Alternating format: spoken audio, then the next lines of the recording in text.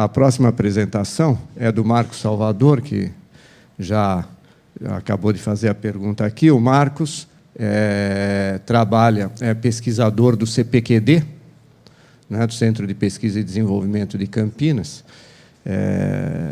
Eu creio que a maioria das pessoas aqui, o Marcos dispensa apresentação, quase todo mundo aqui deve conhecê-lo já, e agora vão conhecer aí o trabalho que está fazendo no desenvolvimento de OpenFlow. Então, Marcos.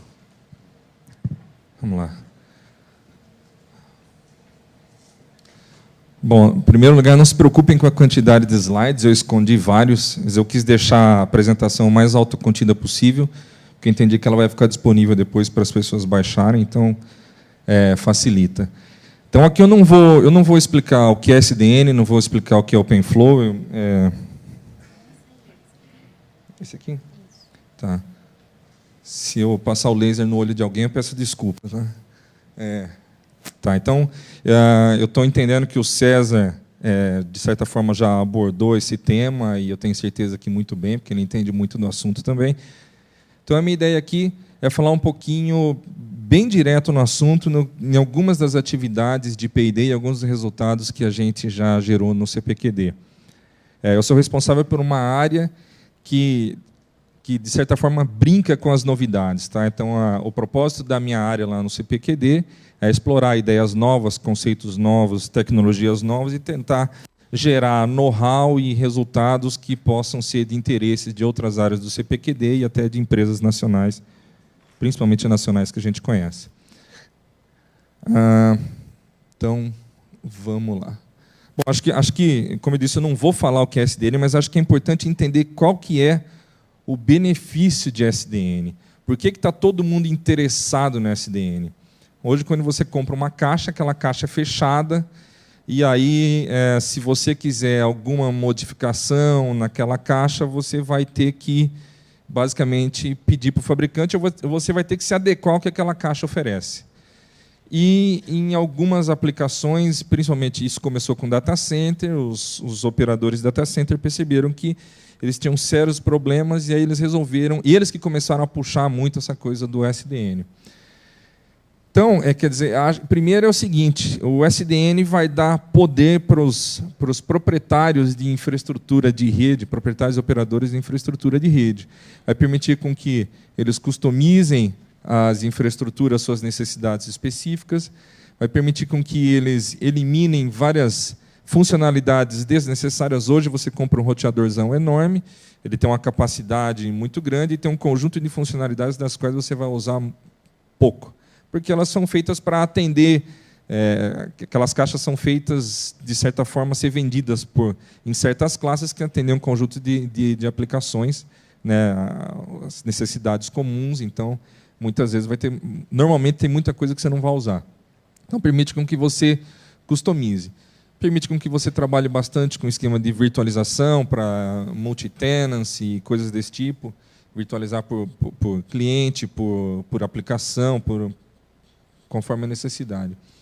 E a gente acha, assim como aconteceu no mundo da computação, quando inventaram o x86 e criaram o sistema operacional, e aí a inovação explodiu, as aplicações começaram a pipocar em todo canto, a gente acha que a mesma coisa vai acontecer no mundo de redes, com essa história de SDN, onde a gente vai ter uma interface pública padronizada para todos os equipamentos, que hoje a principal candidata é OpenFlow, mas não necessariamente, e a partir do qual você vai criar uma abstração de rede, que vai ser um sistema operacional, que também vai oferecer uma interface pública, digamos assim, como é o Windows, como é do Linux, e aí as aplicações vão começar a acontecer.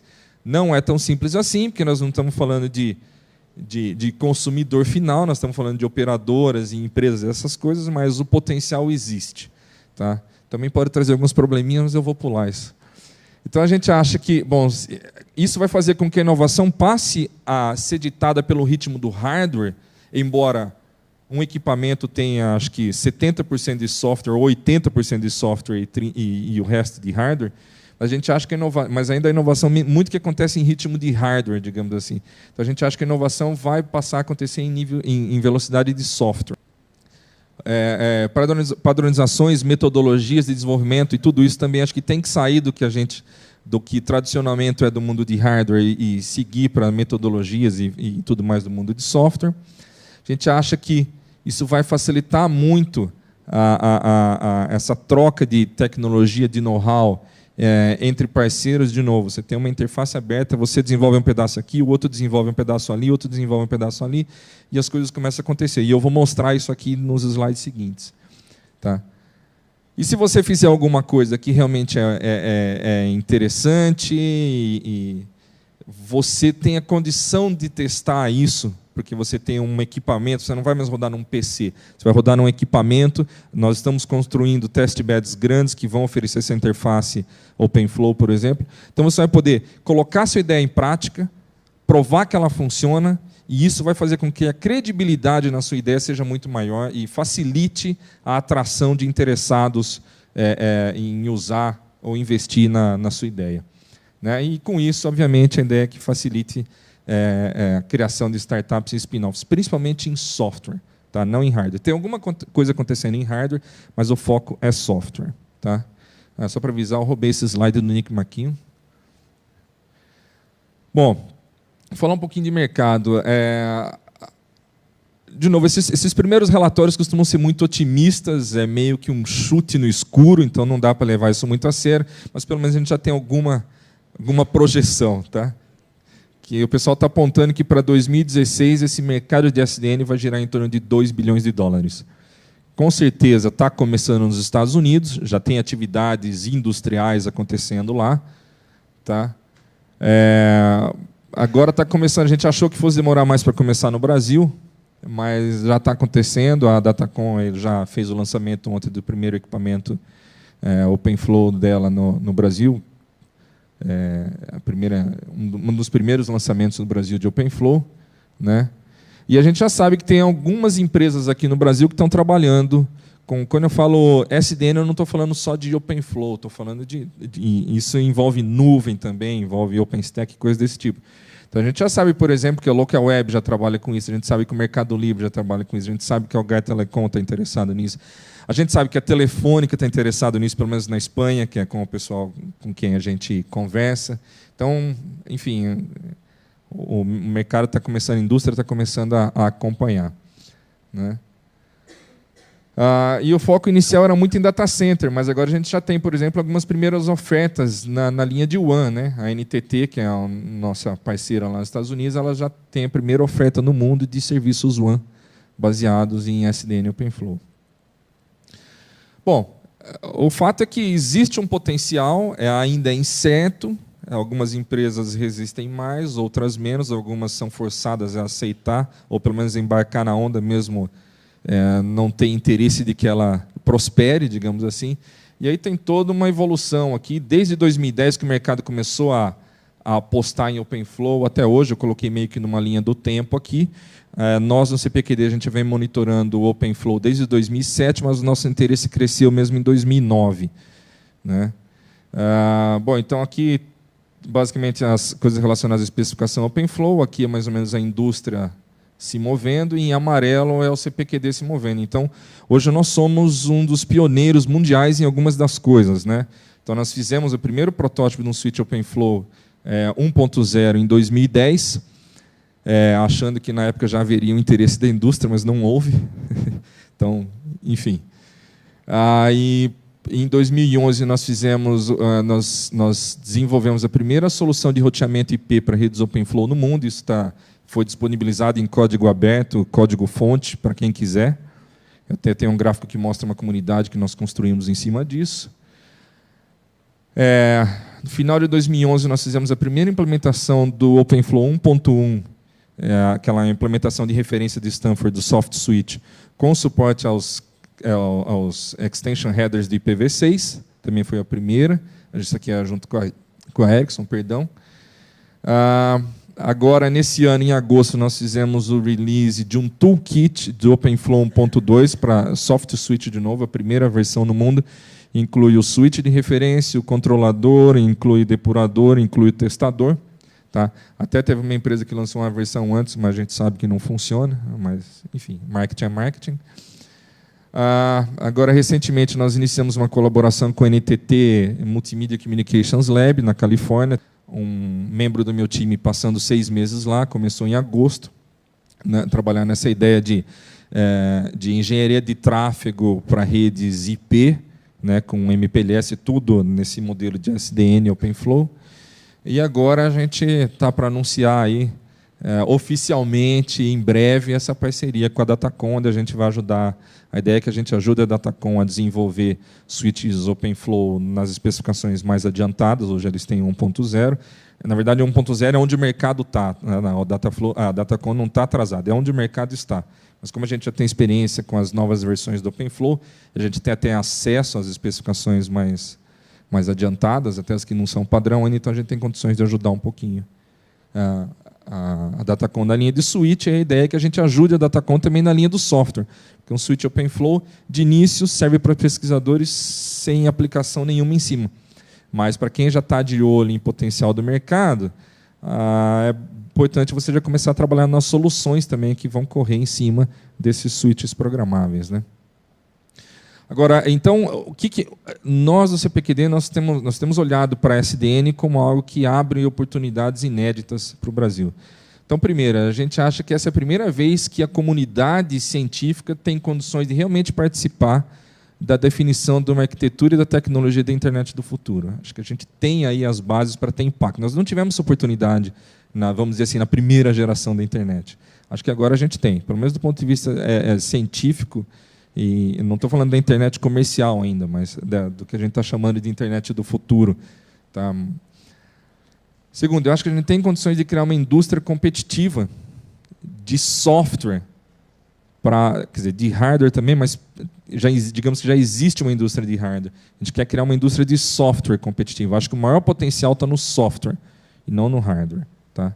Então, acho que a gente tem condições aqui, o Brasil tem condições de realmente aproveitar esse movimento, todo esse foco em inovação que tanto se fala aqui no Brasil. Acho que a gente tem condições aqui de aproveitar a onda e criar uma indústria que a gente não tem. Tem possibilidades de gerar e explorar a propriedade intelectual, sem dúvida, e acho que a gente tem aqui uma grande chance também de qualificar os cientistas e engenheiros de amanhã.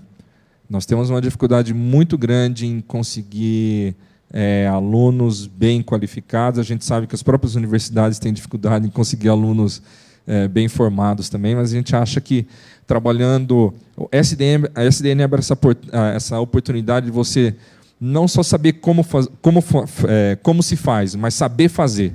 Tá? Acho que a SDN abre essa oportunidade e isso vai ser muito útil. Bom, então vamos falar um pouquinho do que a gente tem feito, né? Então, na linha de roteamento avançado em SDN, dentro do projeto Giga, ontem até me perguntaram se o projeto Giga não existia. Existe o projeto e existe a rede, nunca foi desativado. Tá? Bom, então, em 2010, nós fizemos esse primeiro switch 1.0, OpenFlow, padrãozão. Tá? Não tem... Quando você olha para isso hoje, na verdade, não tem nenhuma novidade aqui. Basicamente, nós pegamos um switch que a gente tinha desenvolvido num outro projeto e colocamos OpenFlow nele. Tá? Basicamente foi isso.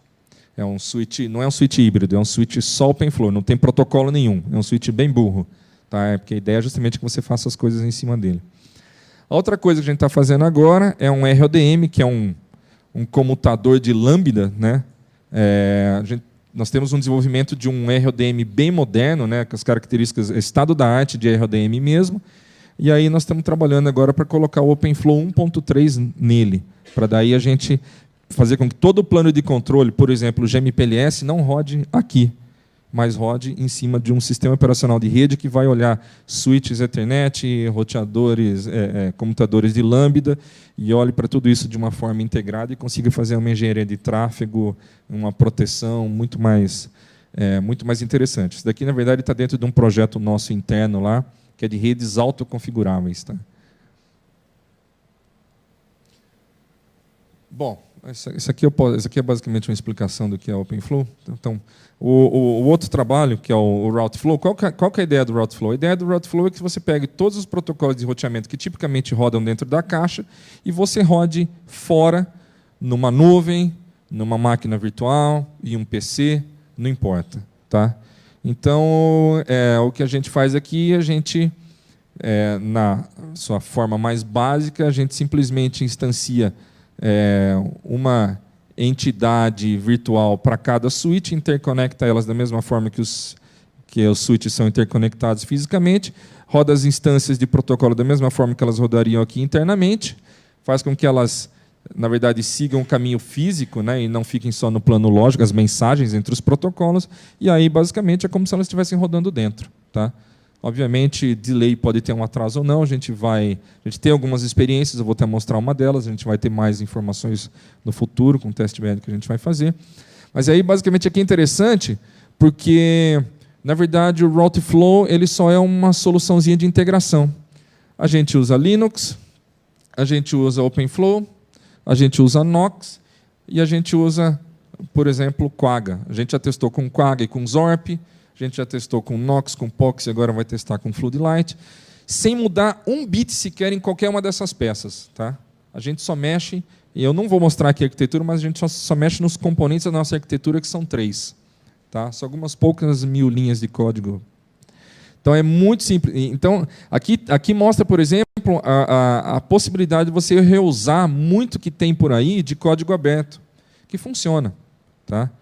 Então, tem um projeto agora, e a gente está envolvido nisso, entre o pessoal que fez o Quagga, a Google e a gente, onde a gente está trabalhando, o pessoal lá está tentando melhorar, transformar o Quagga numa pilha de roteamento com qualidade de produto, a gente está trabalhando para embarcar junto com a Google para fazer umas colas aqui, para pegar informações da base de dados de roteamento, e não só uma FIB calculada, e fazer uma engenharia de tráfego eficiente. Mas tudo isso reusando muito do que está aqui. Tem muita gente já fazendo coisas em cima do Routeflow, porque o Routeflow também está disponível. A gente já tem contribuições também da comunidade. Então, isso aqui é uma prova de como SDN habilita esse tipo de coisa para aplicações reais. A gente já fazia isso com PC, certo? Testando isso em PC em laboratório. Mas agora é diferente. Agora você está fazendo em cima de equipamentos reais. Nós vamos ter testbeds de larga escala.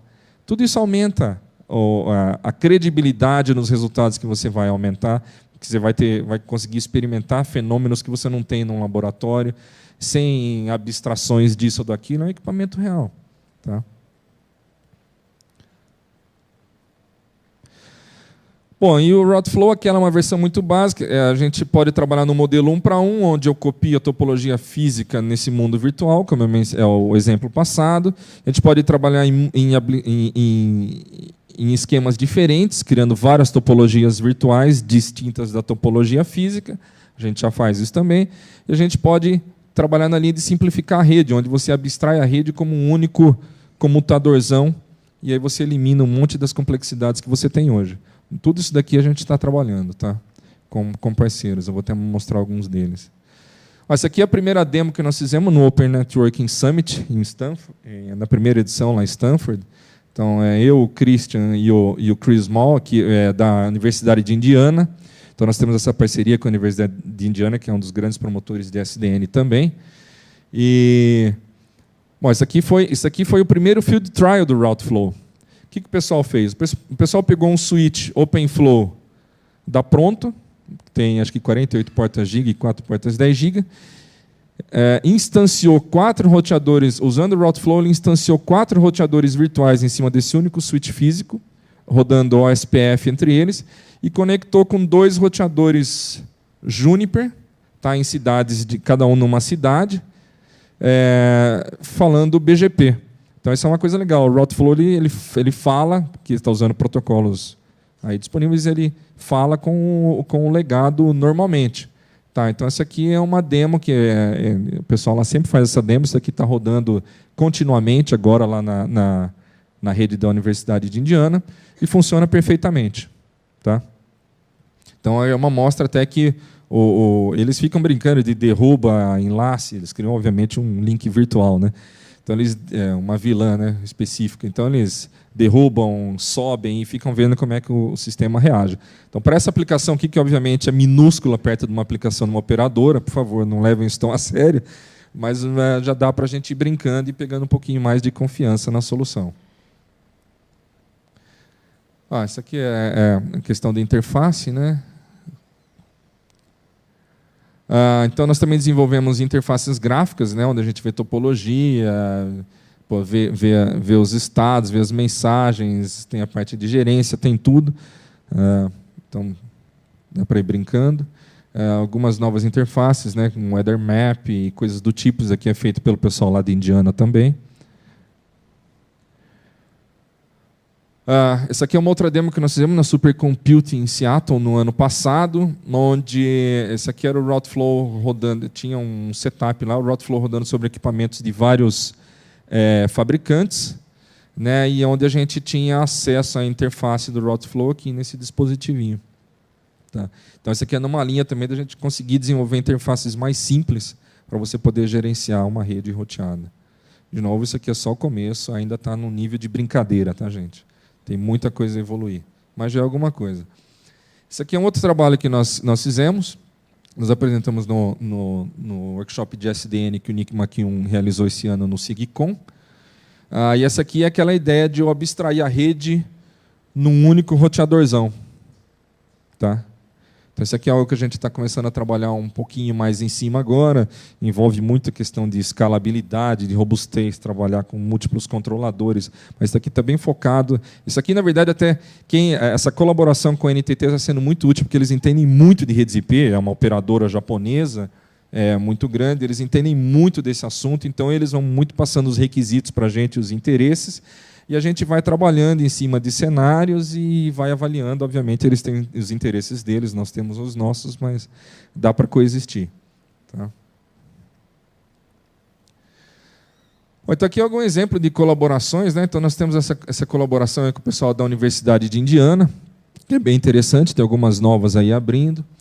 Tem essa aqui com o pessoal do serviço de BGP agregado, com o pessoal da Unihill, né, um pessoal muito bom também. A parte de toda a gerência SDN foi feita pelo pessoal da Google. Essa parte de seleção de melhor caminho BGP, que é aquela coisa de ter acesso a RIB, não a FIB, coisas desse tipo. A gente trabalha com a NTT Multimedia Communications Lab, lá na Califórnia. Nós temos esse trabalho aqui, que é um MPLS para o mundo OpenFlow, que a gente está fazendo junto com o pessoal do Quagga e o pessoal da Google. E tem mais algumas coisas aí pintando, mas eu quis colocar aqui mais do que a gente já está fazendo. Isso aqui só na linha de roteamento avançado. Tá? Então, a gente tem aqui vários parceiros, né?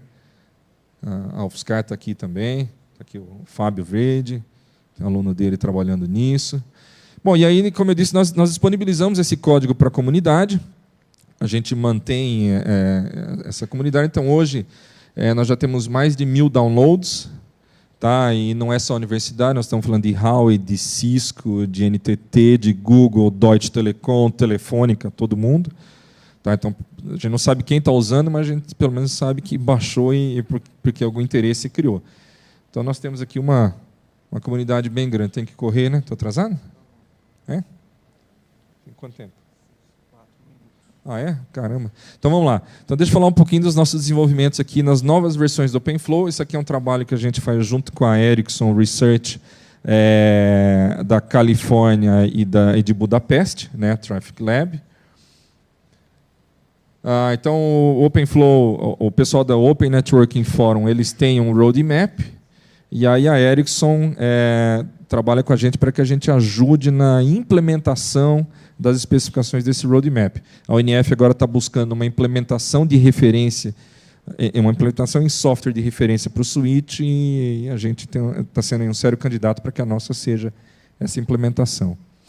Então, aqui, de novo, rapidinho, só para mostrar que nós fizemos essa implementação aqui de PV6 Extension Headers em OpenFlow.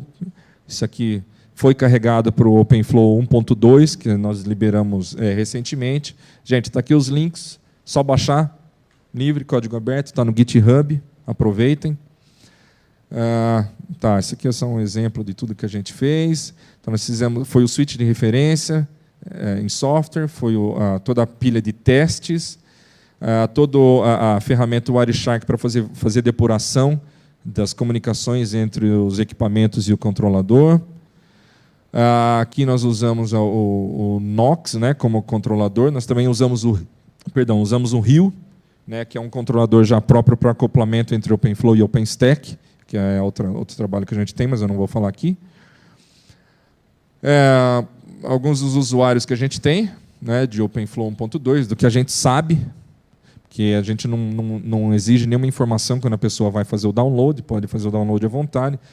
Esse aqui é do que a gente vê por aí, do que vem falar com a gente ou nas demos e coisas do tipo. OpenFlow 1.3 está quase pronto. Agora, no final de novembro, a gente já solta só o switch, né, a implementação do soft switch do OpenFlow 1.3. Está aqui também o link do GitHub, fica à vontade. Esse features aqui, na verdade, eu tirei o slide, então não vai aparecer. Então, aqui a questão do roadmap, né?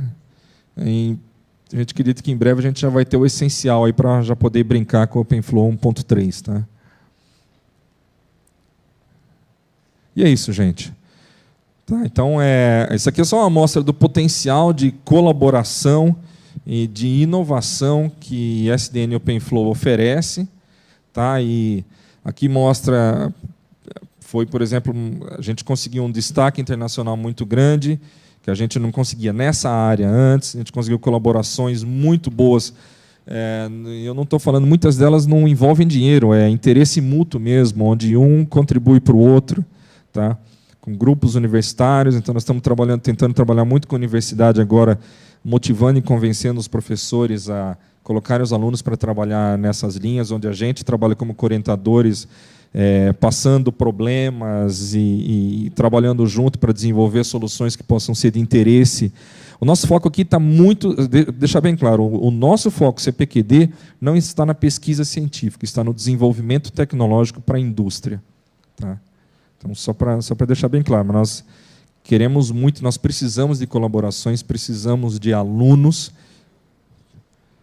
Então, gente, quem quiser, está aqui meu e-mail, pode falar comigo no corredor, a gente troca cartão e colaboração muito bem-vinda. Obrigado.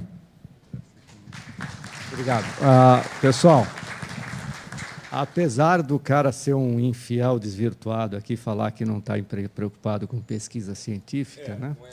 Apesar disso, ele tem 1 minuto aqui para responder perguntas a vocês. Aqui a gente permite isso. Então, perguntas... Até para explicar. Não é que a gente não está interessado, tá certo, me corrigiu bem. Questão de foco. Tá? Nós temos trabalhos de pesquisa científica também, mas nessa linha especificamente, o nosso foco maior está no desenvolvimento tecnológico. Ô Marcos, tudo bem? Curiosidade técnica, como vocês fazem o espelhamento de uma falha física no ambiente virtual, no Outflow, e quão rápido é isso? Tá. Vamos lá, nós fizemos esses testes. Como eu disse, a gente pode trabalhar com o Routeflow de 2 formas. A gente mantém as mensagens só entre as máquinas virtuais, no plano virtual, ou a gente faz as mensagens seguir o caminho físico equivalente à conectividade do mundo virtual, que é igual ao do mundo físico. Então, uma vez que as mensagens têm que seguir pelo caminho físico, qualquer falha que acontecer no caminho físico vai ser refletida lá automaticamente. Essa foi a forma mais fácil para a gente não mexer em nada e fazer a coisa funcionar da forma como ela funciona hoje. Pode otimizar? Pode. Assumindo, por exemplo, que o OpenFlow, o controlador, lá, o sistema operacional de uma rede OpenFlow, vai detectar essas falhas e vai sinalizar. Aí eu já não preciso mais fazer as mensagens seguir pelo caminho físico, eu pego as mensagens, essas sinalizações de falha e tomo as ações necessárias lá em cima. Eu já começo a customizar, né, a minha pilha de protocolos. Por exemplo, topologia. Hoje um controlador OpenFlow já coleta a topologia. Eu não precisaria rodar o OSPF inteiro coletando a topologia, já que já tem a topologia. Eu poderia só executar o Dijkstra para calcular o menor caminho em cima da topologia que já foi detectada. Então, aqui, o Routeflow é algo pensando na transição para esse mundo ideal de SDN. Tá? Não é ainda a solução ideal para o mundo SDN. Tá? E testes, nós fizemos vários testes, nós decompusemos bem os tempos, né, do que trata. Se você considerar o todo, vai ter alguns acréscimos. Então, nós fizemos uma decomposição dos tempos para entender bem aonde a coisa acontecia. E, na verdade, na época, o maior ofensor nosso era a forma como a gente fazia um pooling lá, com um tempo de 100 milissegundos. Na verdade, esse era o maior ofensor ao tempo, né? Na parte que impactava um pouco era a detecção. Então, 100 milissegundos. Se você fez um pooling e imediatamente após ocorreu a falha, só 100 milissegundos depois. Agora nós temos uma versão mais nova, a gente precisa recalcular, onde a gente não faz mais o pooling, né? Então, em breve a gente deve soltar, acho que para o SBRC desse ano a gente solta um artigo com coisas, com dados bem mais interessantes. Mas, a princípio, o único problema que a gente detectou mesmo é quando acontece de não ter um fluxo identificado no switch e a mensagem ter que ir para o controlador. De resto, os tempos foram os mesmos para a simulação que a gente fez em laboratório, tá? Que é longe de uma aplicação real. Agora, a ideia é que a gente vai ter isso na rede Giga rodando, vai ter o Fiber, e aí a gente vai executar mais testes e ver como isso funciona. Como eu disse, o próprio pessoal lá de Indiana brincou bastante com isso, e eles não perceberam nenhuma mudança. Tá? Certo.